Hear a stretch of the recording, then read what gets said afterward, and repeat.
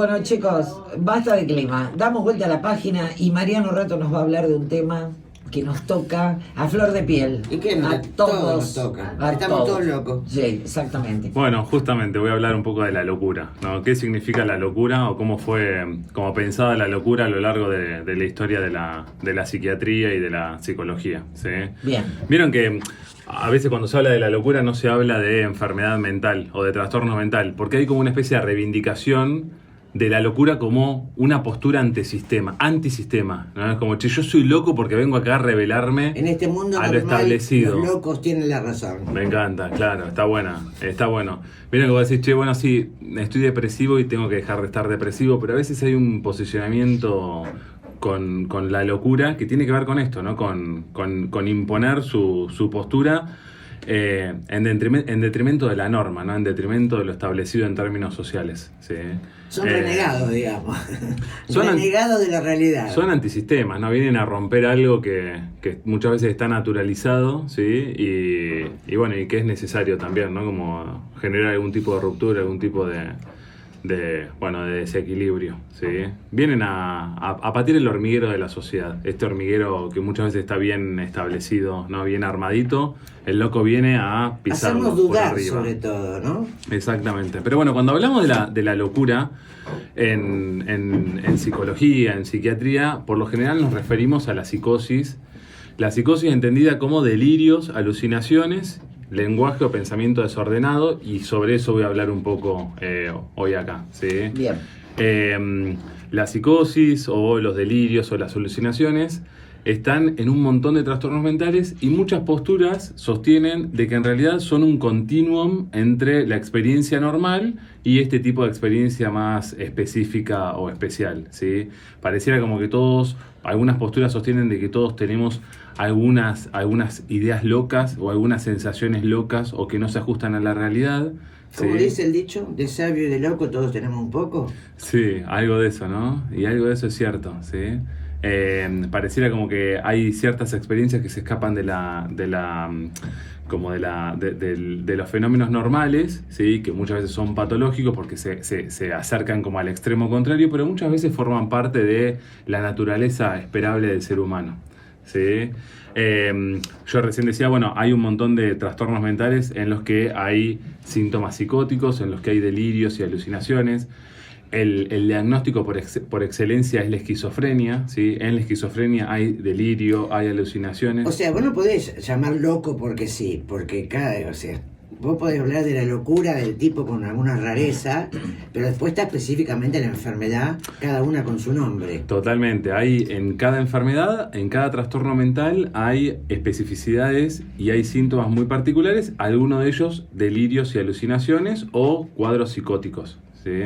Pero bueno, un poco lo que decía hace un rato, la locura tiene un concepto disruptivo respecto de lo que se espera en términos sociales, disruptivo respecto de como algo independiente de la enfermedad mental, Sí, ¿no? sí, Como sí. que muchas veces no se usa como sinónimo loco y enfermedad mental, loco se utiliza como una forma de reivindicación, Sí. antisistema. Como que son distintos. Claro, no Exactamente. coincide el pensamiento de esta persona con el nuestro. Exactamente, sí. Bien. Bueno, Foucault habló mucho de la locura, ¿no? Y de cómo la locura fue entendida como una especie como un intento de dominio social, ¿sí? Al loco se lo encerraba, al loco se lo hostigaba, ¿no? Se lo marginaba.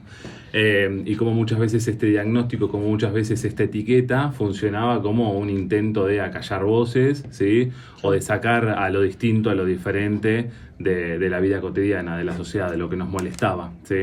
Yo recién hablaba, bueno, de algunos fenómenos o de algunos trastornos mentales específicos donde hay síntomas psicóticos, donde hay delirios. Ahora voy a hablar un poco sobre lo que son los delirios y las alucinaciones. Hay un diagnóstico por excelencia que se llama esquizofrenia, seguramente en algún momento lo escucharon. Si bien la esquizofrenia es un cuadro muy complejo, hay delirios y alucinaciones, pero no solamente delirios y alucinaciones. Pero la esquizofrenia medicada no se controla bien. La esquizofrenia, casi todos los trastornos mentales bien medicados con un buen tratamiento. Muchas veces el tratamiento es farmacológico y muchas veces el tratamiento es combinado, farmacológico con psicoterapia. Se dice que hay... Siempre farmacológico. Siempre farmacológico cuando hay síntomas psicóticos, sí. Sí, obvio. porque pareciera que los síntomas psicóticos están muy ligados a cuestiones cerebrales, neuronales, ¿sí? Desajustes químicos u hormonales. Hay como diferentes teorías que vienen a explicar. O sea, eso no se puede evitar.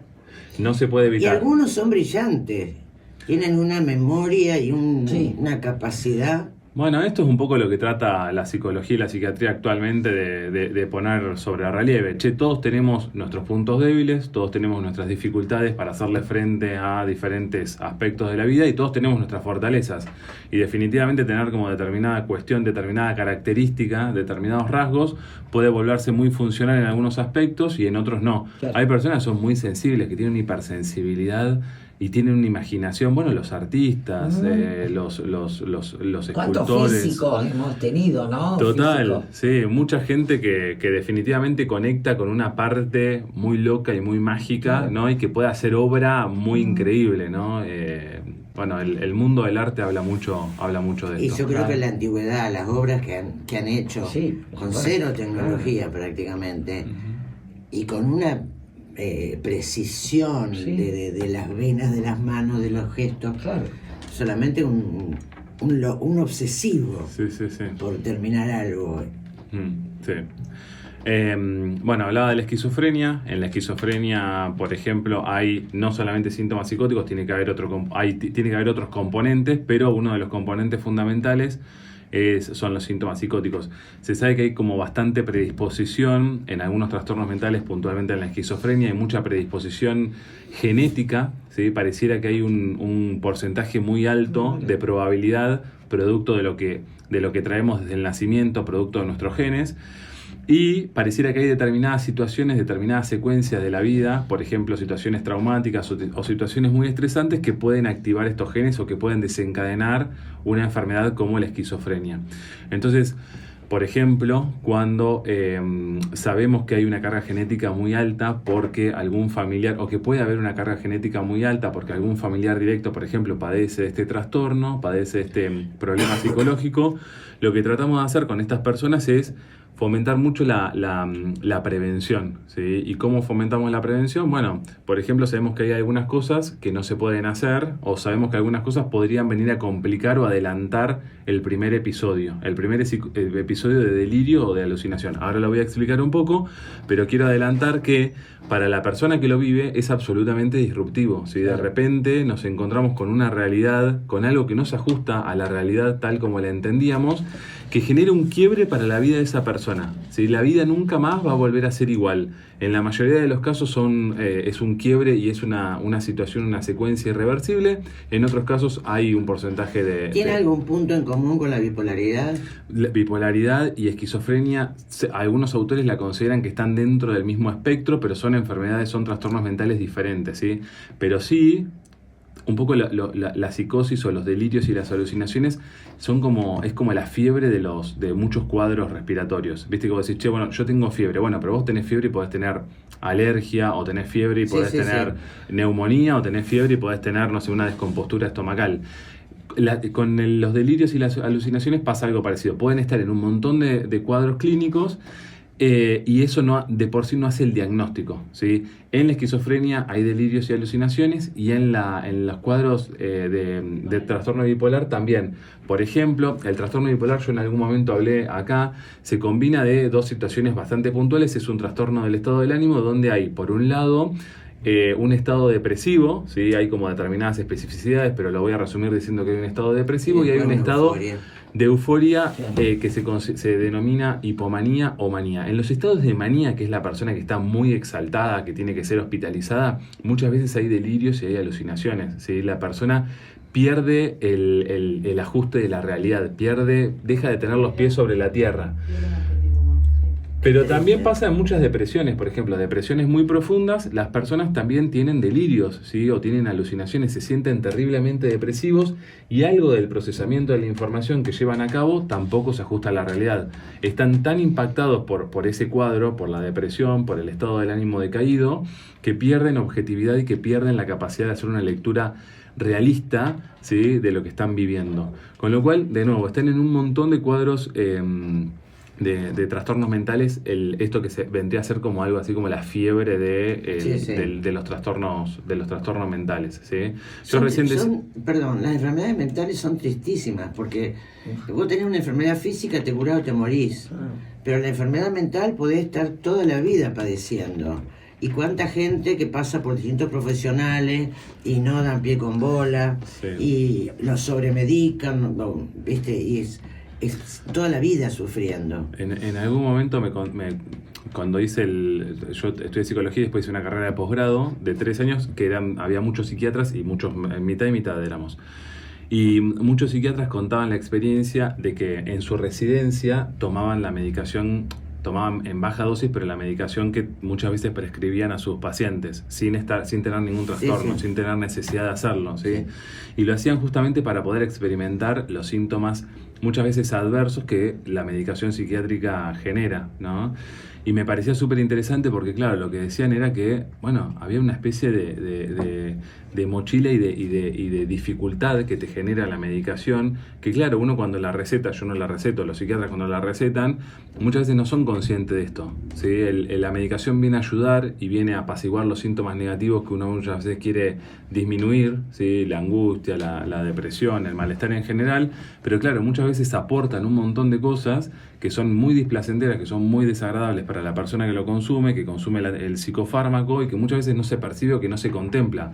Las personas la pasan mal. O sea, que pasa es que el psicólogo te trata desde el alma y el psiquiatra por ahí es como que te medica y no es lo mismo. Hay igual psiquiatras que hacen un muy buen laburo y que hacen un seguimiento muy importante. Conozco gente, sí. Es más, tengo un psiquiatra que para mí es súper capaz, un tipo permanentemente actualizado. Pero no todos, hay algunos, viste, que te medican medio como el voleo. En cambio el psicólogo es más escucha, ¿no? Sí, son laburos diferentes. Distintos. O no sé si diferentes, hay como miradas distintas. En algunos casos, ¿no? Sí, tal cual. Bueno, vuelvo sobre la esquizofrenia y hay algo que quería decir. No interrumpo más. No, me sirve mucho que interrumpa. Lo que quería contar sobre la esquizofrenia es esto que yo decía, bueno, se puede prevenir. No se puede prevenir la esquizofrenia de por sí, porque sabemos que si nacimos con ese chip, si tenemos esa carga genética, posiblemente en algún momento se vaya a expresar. Se sabe, por ejemplo, que el primer episodio psicótico en la esquizofrenia, por lo general se da entre los 15, 18 años y los 20 y pico, ¿sí? O sea, recién ahí comienzos de la adolescencia. Y yo recién decía que es una situación irreversible. La persona cuando tiene el primer episodio psicótico de delirios y de alucinaciones no tiene vuelta atrás, ¿sí? ¿Por qué? Porque genera un daño y genera un deterioro en la vida que posiblemente nunca vuelva a recuperar el curso normal de la vida tal como fue previo a ese primer episodio, ¿sí? Y lo que se sabe es que, por ejemplo, muchas drogas, pero puntualmente la marihuana, no es que me voy a poner ahora en contra del consumo de marihuana, no quiero que se malinterprete, no estoy haciendo sí, no, y tampoco no estoy estigmatizando o diciendo que de por sí es negativa. Pero se sabe, por ejemplo, que cuando uno tiene cierta predisposición a la esquizofrenia, que no lo sabemos hasta que no se desencadena pero sí sabemos, por ejemplo, que hay mucha chance de que si tenemos un familiar directo que sufre, nosotros tengamos, por ejemplo, si mi mamá tiene esquizofrenia, yo tengo un 50% de chances de sufrir de esquizofrenia. Se sabe, por ejemplo, que algunas drogas, los psicodélicos por lo general, pero también el consumo de marihuana, pueden adelantar el primer episodio, ¿sí? ¿Y por qué esto es importante? Porque el primer episodio, yo decía recién, que es trascendental porque cambia el rumbo de la vida por completo. Y lo que genera también en el entorno. En el entorno, claro. Es decir, tengo esquizofrenia, cuando hoy sabemos que con una buena medicación podés tener una vida normal, porque todos conocemos una persona con esta enfermedad, hay unos prejuicios sociales fatales, claro. terribles. Vos imaginate que uno le diga a la gente en la calle, tengo esquizofrenia. Todo lo que te pueda llegar a pasar a partir de ahí con la gente que no sabe.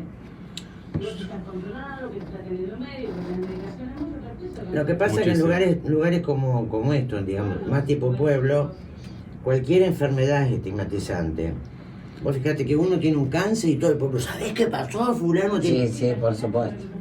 Vos caes a un médico y no sé por qué, si por la secretaria, por quién carajo, el mundo se entera de lo que te pasa. Porque el prejuicio yo no los enumeré porque algunos se me vienen a la cabeza, pero gente cree que es peligroso un esquizofrénico. ¿Entendés? Peligroso, eso Sí. estoy diciendo. Pero Sí, sí. normales. Es muy fuerte. Vos sabés que me quedé pensando en lo que decía la negra y o sea, entiendo que hay particularidades de los lugares chicos y de los lugares grandes, ¿no?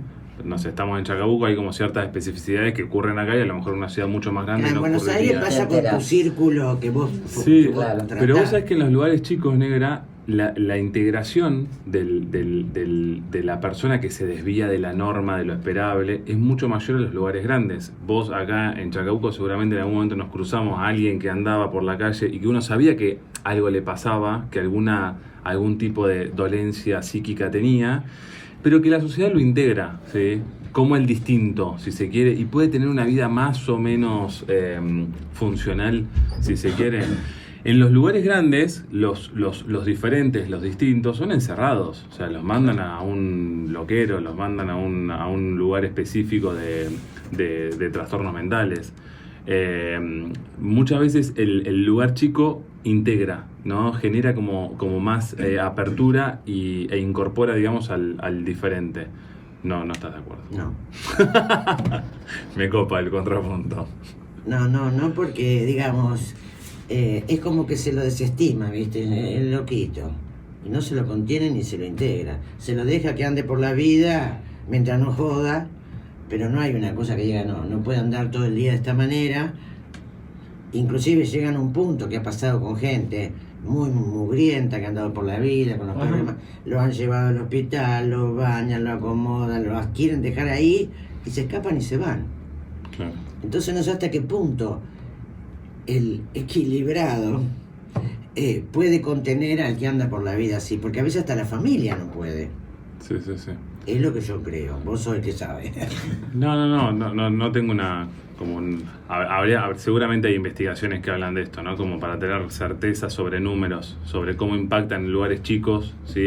Pero, viste, y yo en Junín me acuerdo, era el loco fulano, el loco mengano, había unos cuantos locos, el viejo Melatini, famoso, lo habrás escuchado nombrar, que se vestía de Papá Noel todas las navidades y se dejaba la barba de pelo largo hasta que subieran los socialistas, decía.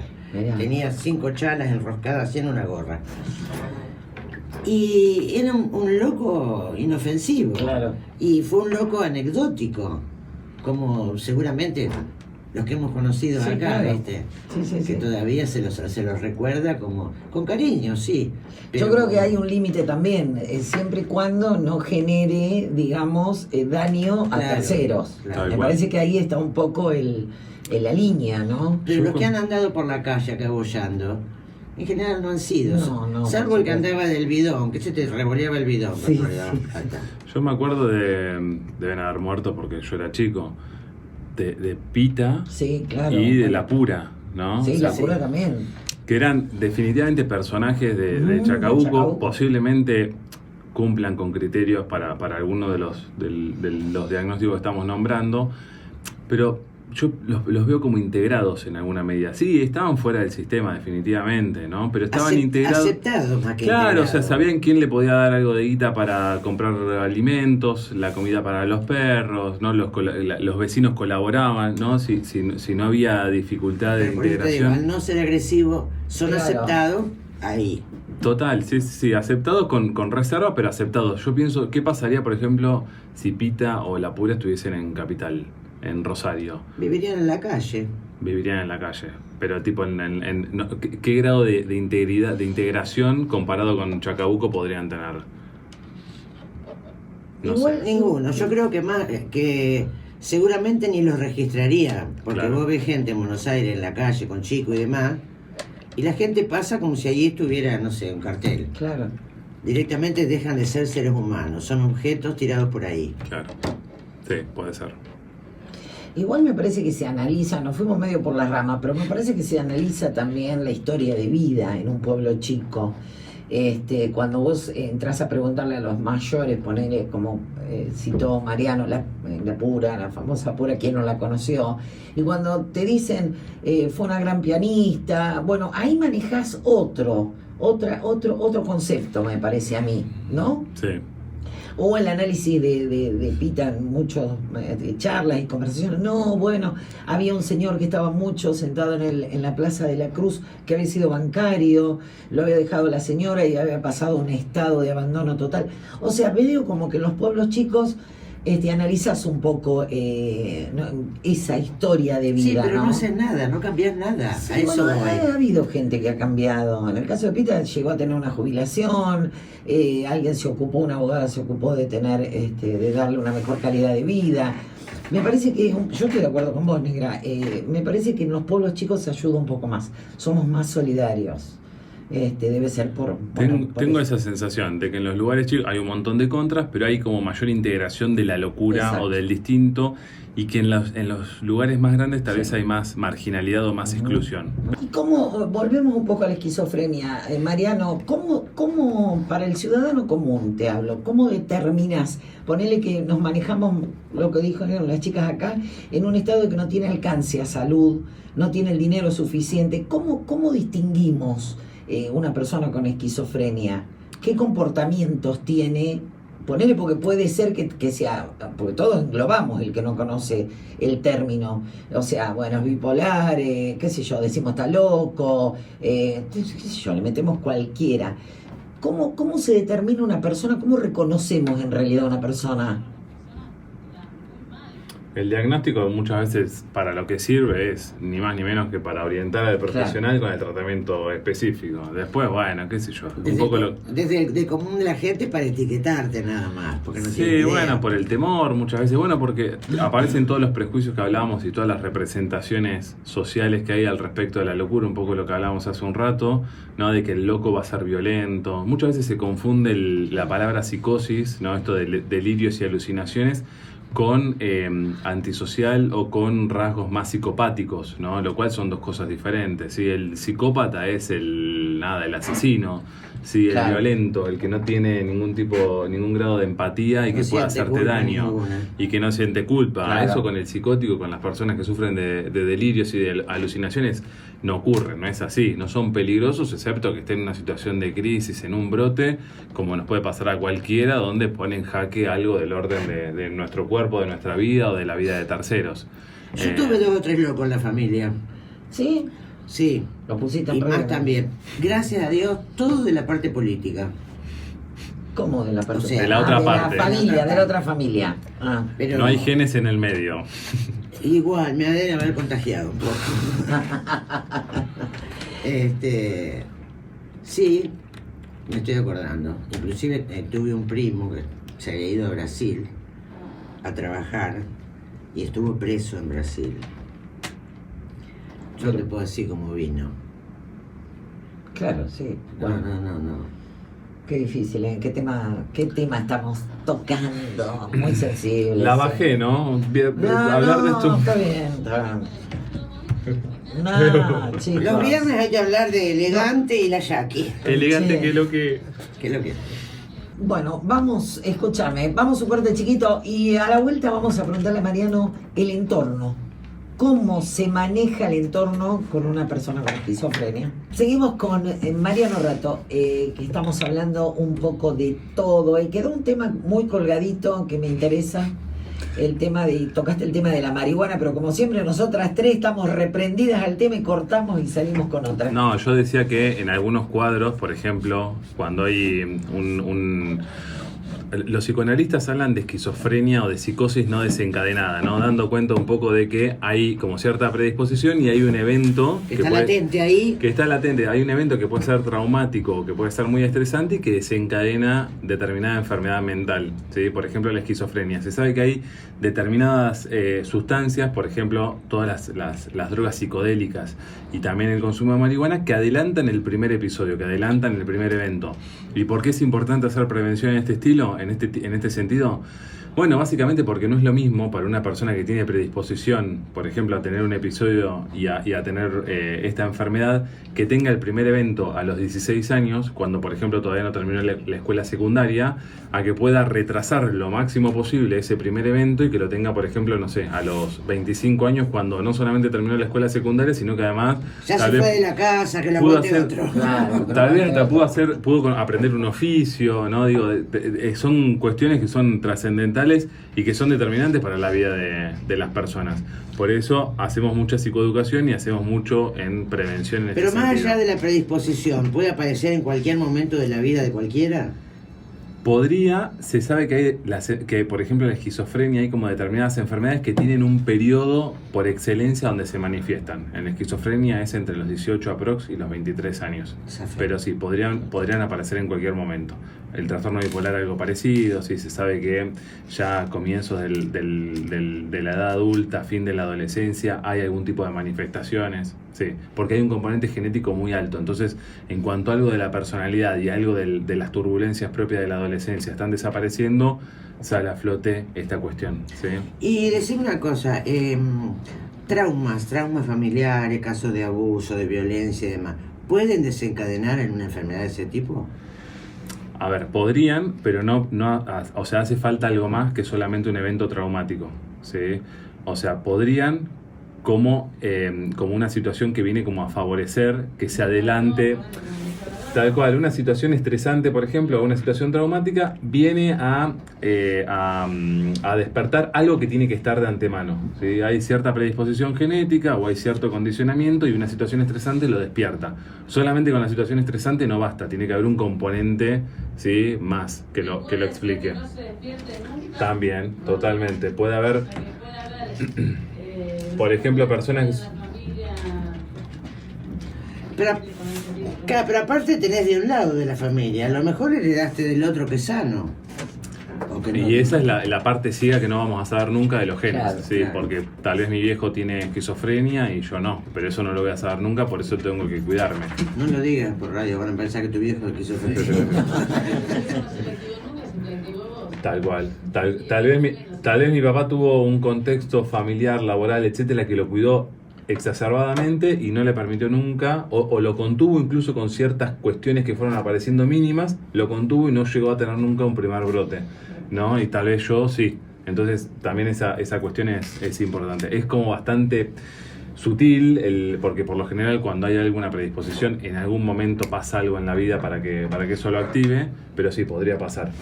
Sí, yo decía recién que cuando hablábamos de psicosis o cuando hablábamos un poco de la locura, esto como posicionamiento, pero cuando hablamos específicamente desde el punto de vista de la enfermedad mental, la psicosis tiene que ver con dos cosas puntuales. Tiene que ver con delirios y con alucinaciones, ¿sí? Quiero hablar un poco sobre la diferencia entre los delirios y las alucinaciones, ¿sí? Bien. Por un lado tenemos las alucinaciones que vendrían a ser algo así como errores en la interpretación que tenemos de nuestras sensaciones. ¿Sí? De nuestras sensaciones físicas. Por ejemplo, tiene que ver con dar como cierto, dar como correcto algo que en realidad no existe. Lo pongo con un ejemplo: estoy entredormido en la cama o tengo los ojos cerrados y siento que alguien me toca, pero no hay nadie que me está tocando, ¿sí? O, por ejemplo, no sé, estoy estudiando en mi cuarto en silencio y escucho que alguien me llama, que alguien pronuncia mi nombre, pero no hay nadie en mi casa. Pero todos en algún momento tuvimos algo Sí. de eso. Está buenísimo porque, claro, esto es un poco lo que yo decía al principio, de que muchas teorías... ¿Eh? No, pero todos. es No, cierto, pero en algún sí. momento que se escuchaba la voz de un hijo, de mi mamá, y no estaban. Totalmente. Esto está bueno porque muchas teorías hablan de que en realidad es un continuum entre la experiencia normal. Es decir, todos en algún momento experimentamos algo de esto y esto no tiene que ver necesariamente con un trastorno mental. ¿Cuándo se transforma en algo problemático? Y bueno, cuando es demasiado disruptivo, cuando la persona le empieza a dar un carácter de verdad absoluto a esto que está sucediendo, es la certeza de que alguien me tocó. Claro. Es la certeza de que alguien me llamó y esto es inapelable. Entonces alguien tiene que estar escondido en alguna parte, y si no está escondido en alguna parte hay un mensaje, ¿sí? Ahí me estoy metiendo igual con la parte de delirios. Alguien tiene que haber dicho mi nombre, alguien me tiene que haber tocado. Hay un olor que yo siento. Che, pero tengo la sensación de haber sentido un perfume o de haber sentido que El famoso perseguido, digamos. Ese que dice, estás perseguido. Eso es más delirio. delirio. Eso Ah, es más delirio. Y los Ah, déjà mira. vu con situaciones. El déjà vu se explica por otro fenómeno. Ay, eso me encantaría tocar ese tema, lo vamos a tocar. Está bueno. El fenómeno psicológico del déjà vu es como muy desconcertante. Bueno, tiene la misma naturaleza, o sea, es tan desconcertante como las alucinaciones, ¿sí? Son destellos que uno ve, por ejemplo, en la noche y que se vuelven disruptivos. Es decir, que uno dice, che, pero ¿qué son estos destellos que yo estoy viendo? Y bueno, tal vez son cuestiones que tienen que ver con, no sé, molestias en la retina o irritación en los ojos, no sé. Hay algo que ocurre y que no existe en la realidad material. Claro. En algunas terapias holísticas vos hablas de esto y todo tiene que ver con otra cosa, con el mundo espiritual, tiene que ver con otra cosa. Estás hablando de ciencia más exacta, pero pasa eso, de que vos a veces estás hablando de hacer un registro akáshico de no sé, de millones de cosas que una mayoría, pero mucha gente va por esos caminos, y de pronto vos decís, a lo mejor que escuchaste o te sentiste la presencia ahí, a lo mejor seguramente tiene que ver con algún guía espiritual. Sí, sí.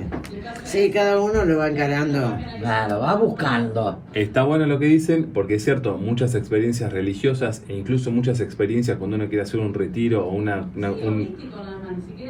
ni siquiera religiosas, tal cual, o una experiencia con alguna droga, pero no por diversión, sino como para esparcir la mente y crecer. Hay cosas que no tienen explicación. Esto se explica por el contexto. Che, yo estoy haciendo un retiro de alguna naturaleza y siento cosas que siente la gente que está ahí o que son contempladas dentro de ese hábitat. Cuando hay una alucinación fuera de este contexto es absolutamente disruptivo porque no hay nada del contexto que lo explique. Yo no estoy viviendo una experiencia religiosa porque me estoy yendo a, no sé, a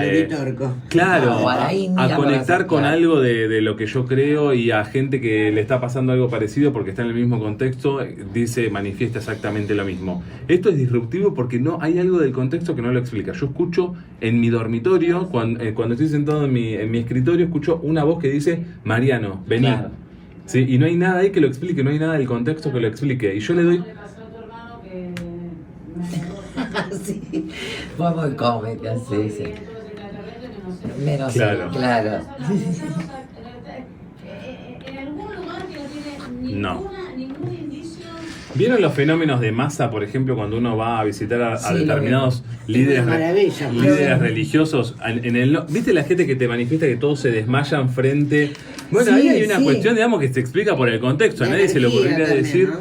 Sí, definitivamente hay algo ahí que pasa, que es proclive o que funciona de determinada manera para que uno experimente eso. Che, yo me desmayé, se me bajó la presión. Y al de al lado, y al de atrás, y al de adelante le pasó exactamente lo mismo.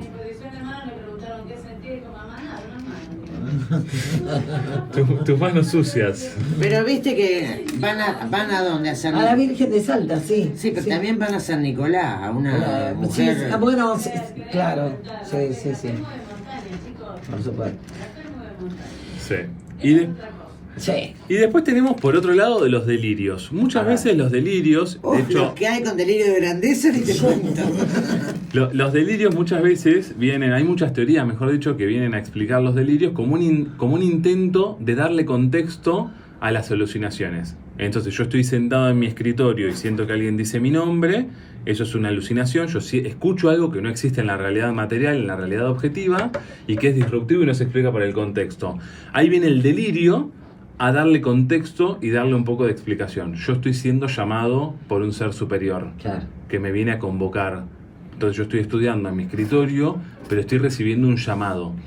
¿Sí? En el delirio lo que hay es una falsa interpretación respecto de lo que nosotros pensamos. Le doy crédito a lo que yo pienso, le doy crédito de verdad, cuando no hay ningún tipo de evidencia empírica para sostener eso y donde el contexto tampoco amerita para que yo piense como estoy pensando. Yo estoy siendo llamado por el Señor, yo estoy siendo llamado por un ser superior, ¿sí? Y me está convocando en este momento para que cumpla una misión determinada, una misión específica. ¿A partir de qué? Bueno, puede ser a partir de una alucinación, pero no necesariamente tiene que ver con una alucinación, ¿sí? Y el delirio se sostiene incluso pese a la evidencia empírica de que eso no es así. Yo creo, por ejemplo, que soy el rey porque tal vez mi mamá o alguna profesora del colegio me dijo que yo podía ser rey o que yo era rey o me llamó como tal. Yo tengo la convicción absoluta de que soy rey, incluso frente a la evidencia contraria. No hay reyes en Argentina, incluso frente a la evidencia de buscar en Google todos los reyes que hay en el mundo y no aparecer mi nombre, ¿sí?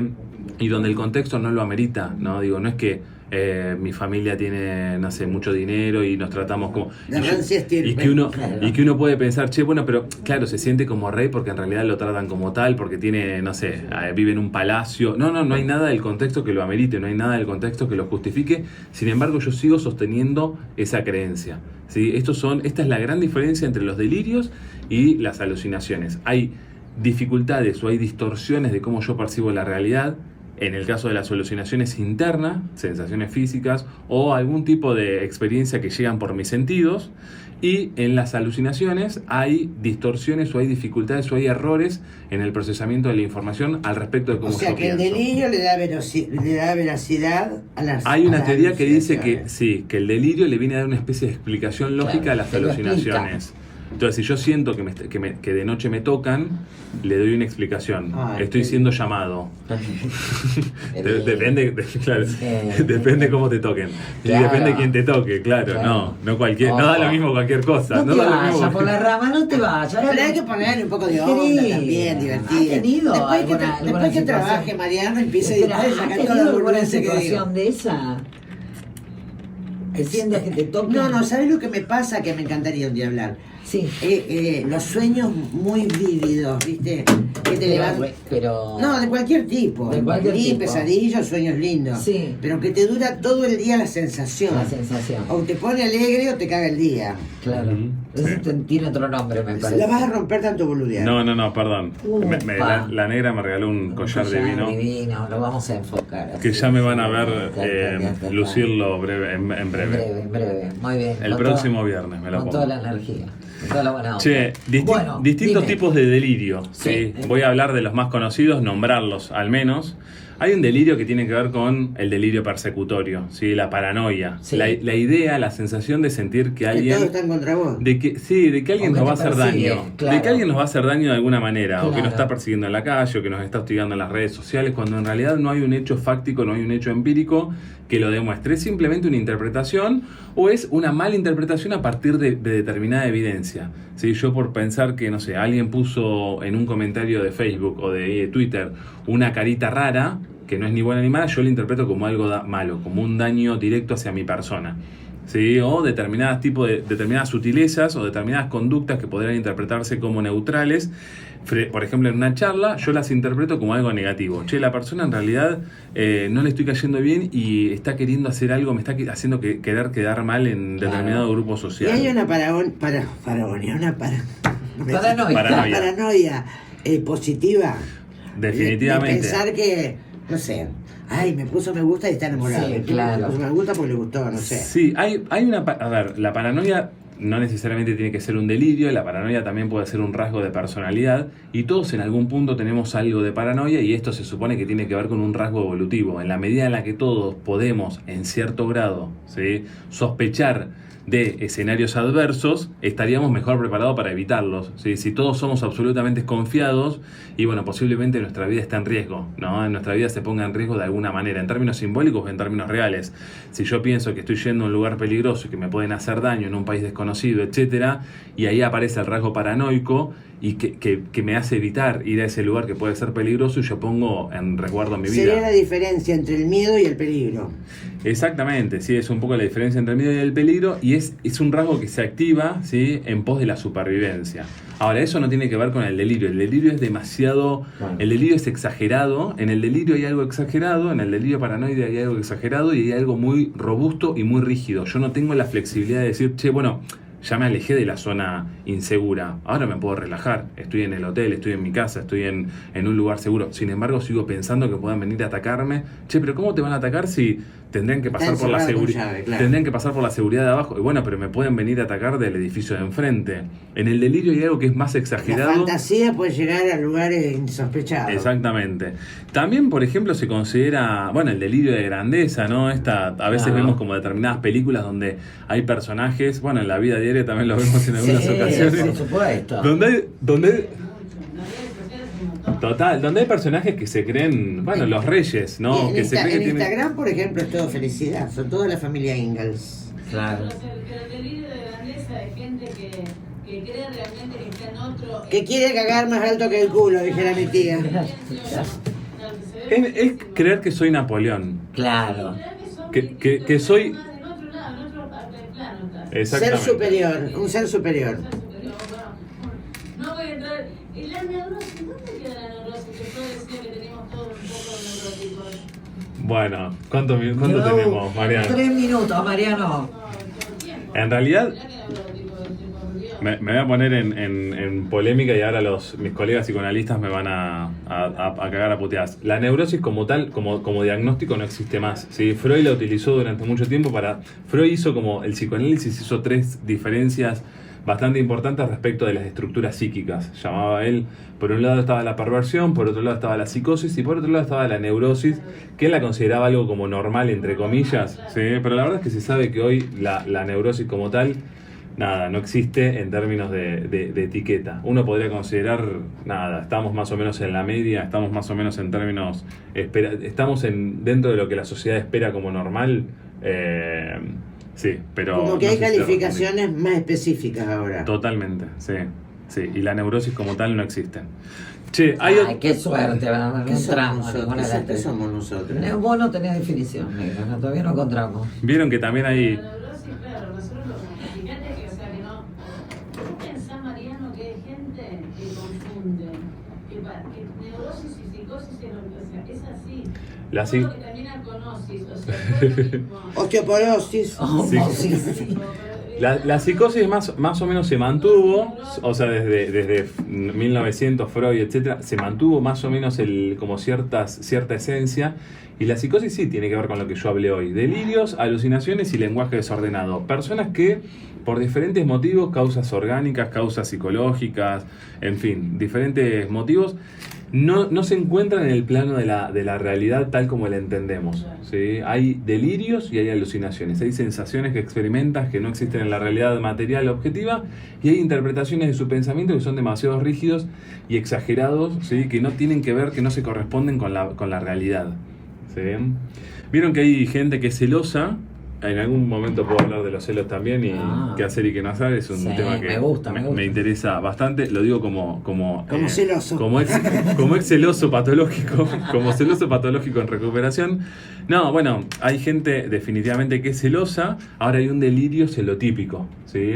Hay personas que, por ejemplo, se crean, no inventan, porque no hay una intencionalidad, se crean una realidad paralela respecto de posibilidades sobre lo que está haciendo su cónyuge, su pareja. Ya paranoico alguno. Es un delirio celotípico, es una paranoia específica con los celos respecto de la posibilidad de que nuestra pareja esté con otra persona. Nos engañen en términos amorosos, en términos sexuales, ¿sí? De nuevo, hay toda una construcción muy rígida donde se sostiene determinado tipo de tesis, donde se sostiene determinada información en pos de evidencia muy débil, donde se sostiene determinada información en pos de evidencia que no es sólida, ¿sí? Por ejemplo, yo pienso que mi pareja me está engañando porque, no sé, lavó los platos, se perfumó, exacto. Y está mezclado también con el delirio, entonces. La celotipia es un delirio, sí, hay una construcción, es un delirio, sí, podría ser un síntoma psicótico, es un delirio, hay una construcción de verdad, hay una construcción de realidad que no existe, que no tiene correlato con ningún aspecto material de la vida. Pero eso tiene que ver con la inseguridad de una persona.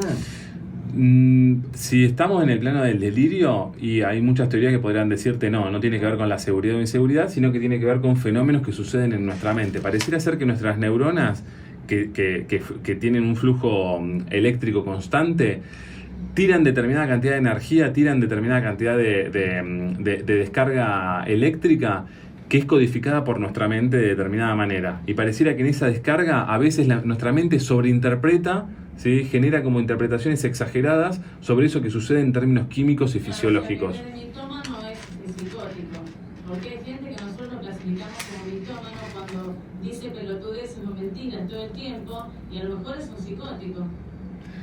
Vos sabés que no sé bien cómo entra la categoría, entiendo el punto. El mitómano es la persona que miente, Claro, que miente y que se crea la realidad. Se crea la realidad, porque Sí. a ver, no me jodan, hay gente que Sí, claro. ¿me estás jodiendo? Y ahora me dejaste pensando de que a lo mejor esa persona no es mitómana, es psicótica. Lo voy a investigar y voy a ver Vos sabés que sí, dónde. porque Pero sí, se me representaron algunas personas. ¿viste esas personas que me hacías acordar, Mariana? ¿En serio? a la gente que no, sí, que tal cual, que miente y que se crea una realidad paralelo. sí. Claro, pero por eso cuando alguien vos decís, me mintió, en realidad se miente. Claro. No, pero más allá de eso, Mabel, a lo mejor no es mito, no es psicótico. Es psicótico, claro. Claro. Es psicótico, Sí. porque esa realidad... Se la cree. exactamente. Es muy complicada Sí, la es un vida para tema. seguir viviendo. Ay, callate, negra. Negra. Yo por eso sí. me voy O sea, claro. a tomar aire. Refreganos. ¿Cómo se llama esa parte de una patología lo de ella? Porque nos está refregando que se va a Brasil con Yo 70 soy y pico muy grados. egocéntrica, por ejemplo. Bueno, baje, soy una señora. porquería en muchos aspectos. Baje, y porque soy acá- buena en otros. Baje, señora. Buena en otro, ya se hizo la clasificación. Obvio. Sí. Negra, y te pregunto, ¿hay consenso sobre estas definiciones que haces sobre vos misma? Sí, totalmente, Ah. totalmente. No, bueno, entonces. Tengo un equilibrio entre odiadores y amadores. Ok, bueno. Aprobada. Porque en realidad ya si me ves simplemente tengo cara de orto siempre, ¿viste? Claro. Si la vas a Cara analizar... de mala, me dijeron un cliente en el banco. ¿En Señora, serio? ¿qué cara de mala tiene el hijo? Negra, qué feo. Y lo que pasa es que viste que tengo rasgos medio masculinos, yo, entonces tengo como cara de... Y no tiene por qué ser, pues si no el hombre es malo. No, ¿Qué me estás analizando, pendejo? No, nada. No peleé con Mariano. No, cero peleé. análisis. Nada. fuera del consultorio no hace análisis alguno. No, No, es se puede. inevitable. Mirá. Es inevitable. Sí, ya nos tiene catalogadas a todas. Olvídalo. No. Vas a romper ese collar que te regalé. Perdón, sí, es verdad. De todo el mundo tengo catalogado. Yo- Tenemos eso de rotular a la gente y ponerla a todos en el... Yo le voy a decir algo. Una frase, ay, a mí me pareció otra cosa. ¿Eso de dónde viene? Yo le voy a decir algo. Si Mariano, Parecía otra cosa. si el psicólogo Mariano Rato nos hubiese estudiado una, no viene más. No, o sea que al si sigue ahí contrario. es porque sabe muy bien separar. No, al contrario, si no, no lo tenemos tiene más estudiada, sentado, por eso estaría viene. loco como nosotras tres. Sabe que yo soy una rompepelota que le interrumpo. Sí. Bueno, otras acotaciones, le contamos cuestiones personales.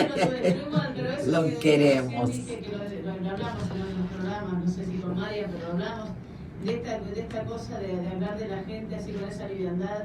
O por ejemplo, cuando alguien te conoce, oye, vamos a ver en la calle, te escuchan en la radio, ponele, me poco chico, pero no conocemos. Pero como te decía, no sé que yo de vos pensaba otra cosa.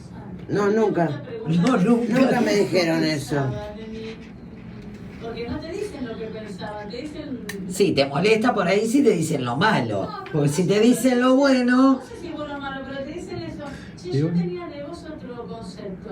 No, Igual, bueno, viste, ¿cuál? nunca eso. a mí me lo han No, dicho. no. Viste que la gente igual tenemos, me voy a incluir, tenemos como la necesidad de decir todo. Che, no hay Sí. que decir todo, claro. Podés quedarte para tu Sí, intimidad, claro. lo que, Si, como lo esta que, vas a diferencia. de- si lo que vas a decir no es lindo para el otro, No suma. callate. O no suma. así me dijo un tipo. Estás gordita, ¿eh? Claro, ¿para qué? Yo puedo adelgazar, vos estás pelado y el pelo no te va a volver, le dije. Claro, muy buena respuesta. Muy buena respuesta. Te lo juro. No, que se- Lindo va a quedar con Los el hombres ejemplo. son cagones, que se van a insertar, te clavan cosa por cosa. Sí, bueno, Mariana, esto da para más, ¿eh? Da Eso para- da para un montón. Da para huir. Da para No, varios. no, da para varios varias programas, charlas. obviamente. Así que bueno, sabemos que se va un ratito antes, Mariano, lo espera su... ¿Por qué te tenés que ir antes? Porque tiene Tengo trabajo. una paciente a las 12. Está ¿Ves? como Cenicienta. No, que sé que no me escucha porque trabaja. Ah, menos Porque mal. encima es de Chacabuco. Porque ¿Viste? a veces llego tarde y le digo, ay, perdón, me atrasé con el paciente anterior y. Alguien le va a contar si sabe que es paciente tuyo. Bueno, Marianito, dejamos para el viernes próximo, porque esto da para mucho. Esto da para mucho. Así que